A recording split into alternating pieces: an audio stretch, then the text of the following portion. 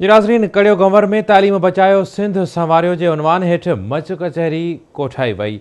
Report करे रहियो आहे कांजी कुमार। कड़ियो गंवर में इल्म सां ज़िंदगी मिसाली बणाए सघिजे थी। तइलीम बचायो सिंध सवारियो जे उनवान सां विष्णुमल महेश्वरी जे उताक ते मच कचहरी कोठाई वई। मच कचहरी में अदीब, दानश्वरनि, शाइरनि, सहाफ़िन, फनकारनि समेत माण्हुनि वॾे अंग में शिरकत कई। मुक़ररनि तइलीम जी अहमियत ते रोशनी विझंदे ॻाल्हाईंदे चयो त इल्म ही दुनिया सॼी सरसब्ज़ ऐं शादाब कई आहे। इल्म न हुजे त माण्हू जंगलनि में रहंदड़, ऊंदाहिन गारनि में रहंदड़ माण्हू हुजे या माण्हू जी ज़िंदगी में को फ़र्क़ु न हुजे।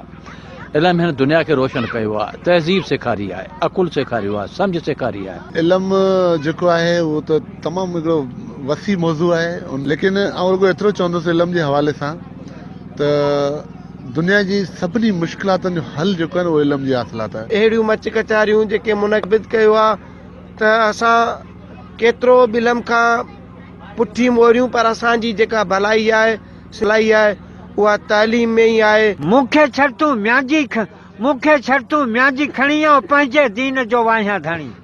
जा तोला बणी सां मूं न वणी, ही भेण त मुंहिंजी भागी या न त मंदर मस्जिद सागी।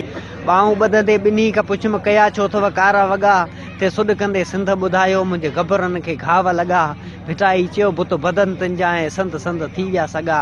मुंहिंजे लाल लाखीणनि खे पिया विझनि लांधी लखपत नारे में, घोट भिटाई सां गॾु थियतम सिंध वेस कारे में। क़ौमी फनकारनि में अब्दुल्ला आकाश ऐं खजन महेश्वरी शाह लतीफ़ जूं वायूं ऐं कलाम ॻाए महफ़िल खे मुंडे विधो।